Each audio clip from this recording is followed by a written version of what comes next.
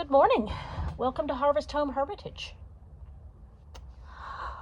This morning, I am taking some I decided to make a potpourri.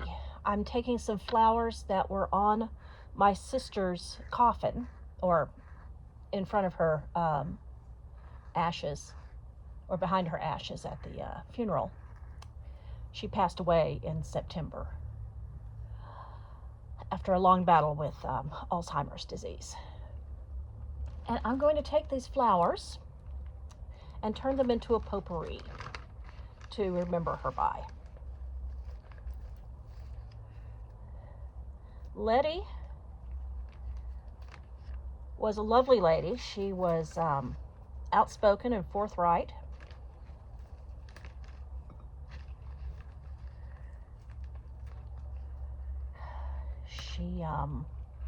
She was a nurse, an RN, and she got her training at both the Lily Jolly School of Nursing and at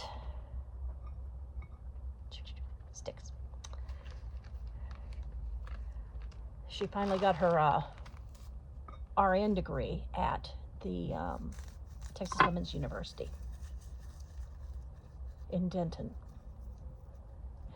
She went on to be a public health nurse, working in both Houston and California.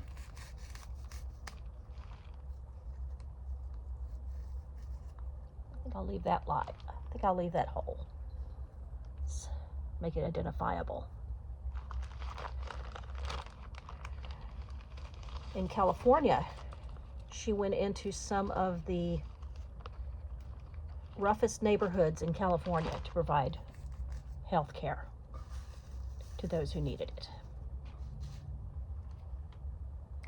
So I'm going to take these flowers and I'm going to try and make a potpourri that will encompass her personality.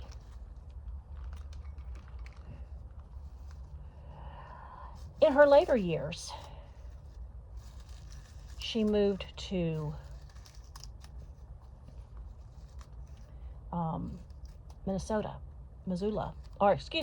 to Montana, to Missoula, Montana, and absolutely loved it. She went there on a trip, on a whim, and absolutely loved it.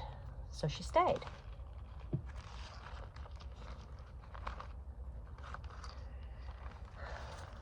Let's see, I have a couple of the yellow roses here. Okay. I'm going to put the petals in, I think. At least the outer petals. Yeah. I think the inner petals are a little too questionable for this. Yeah.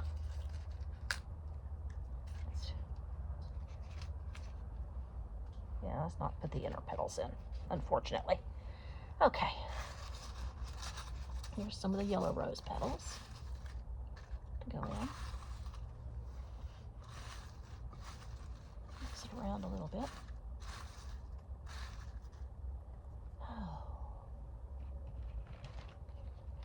We also have some little tiny red rose buds that I'm going to put in just as they are. There we go.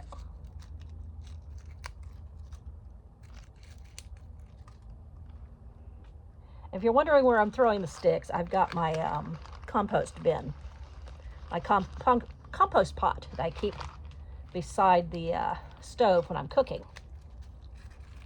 And I'm dropping the sticks and waste into that.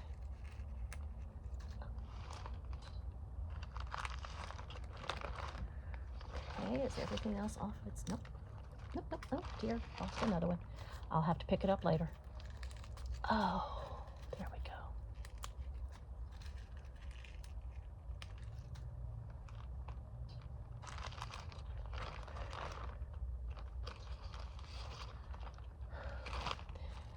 While in Missoula, she went ahead and continued her second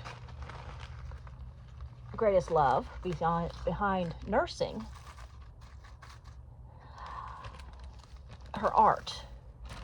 And she made a variety of beautiful pictures and paintings that I have here at the house to remember her by.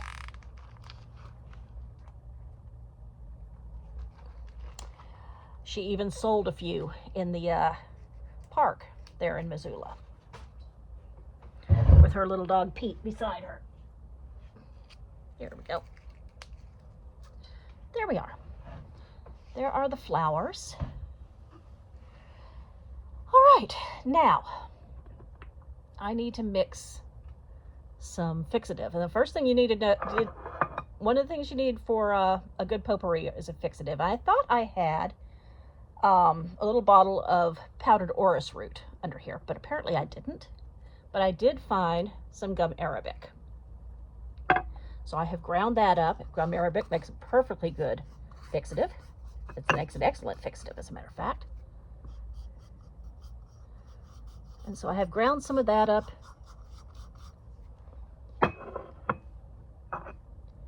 And there it is.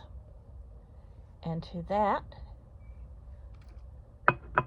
we are going to add some scents. All right.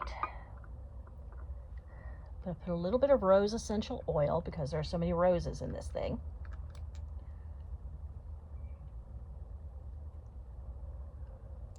Okay.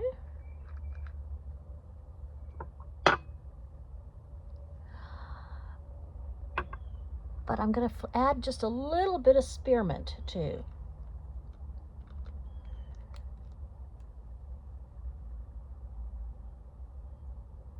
Because she was a very refreshingly energetic person. There we go. Let's stir that up a little bit. And maybe, okay, to the mix up here, I'm going to go ahead and add some star anise. Catch her spiciness.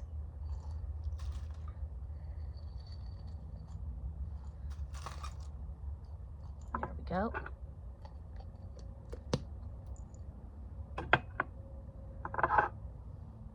It's sink foil. I don't know why I have that out. Ah, that's what I'm looking for. The lavender. Just a little bit of lavender because I like lavender. Oh yeah.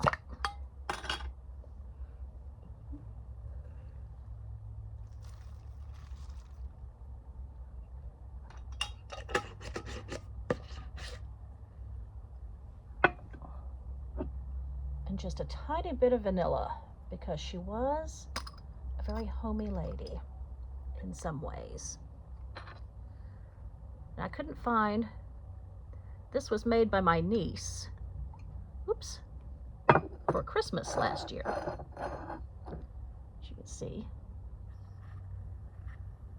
And I don't have an eyedropper for it, but I'm going to use this little thing here. There we go. Just a little bit of a vanilla. All right. A little bit of vanilla extract in there. And now we're going to stir it around a little bit. We're going to combine that with the fixative and see what we think of the scent.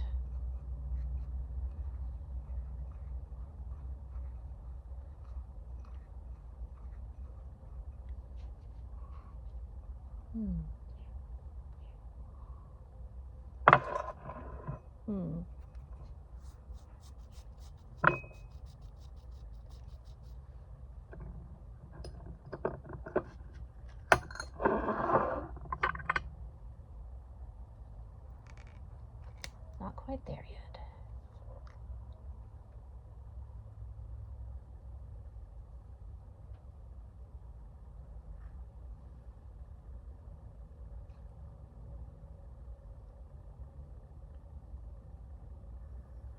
A couple of drops of cinnamon.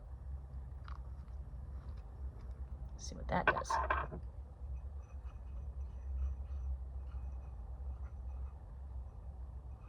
Something tells me I need more gum arabic at this point. Oh, yes, I like that. I think I need to grind up some more gum arabic, though. So you get to see me do that a little bit. There it is. I don't have my contact lenses in today. That's why I seem to be peering at things. I decided to give my eyes a rest. Sometimes you need to do that. As you can see, gum arabic does not take long at all to break down. If you can avoid the pieces flying out across the room.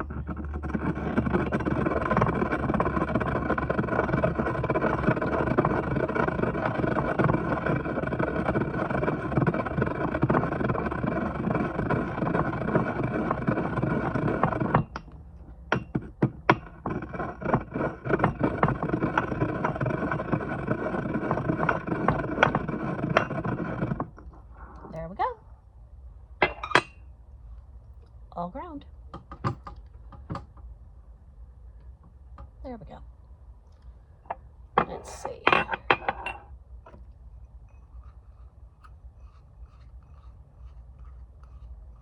Because we don't want our fixative to be chunky. And it was edging on chunky.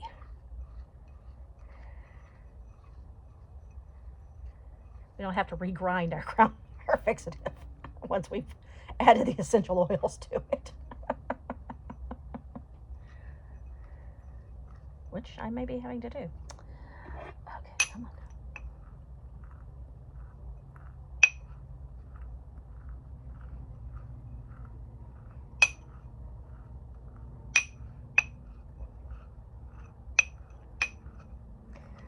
Yes, I very likely will get a little bit of essential oil into the thing, but don't worry about that. All right, now we're going to dust our fixative in with the potpourri.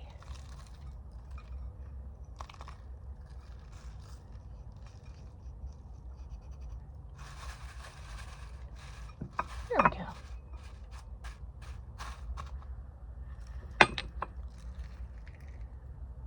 Now, if I were making this to give out as gifts,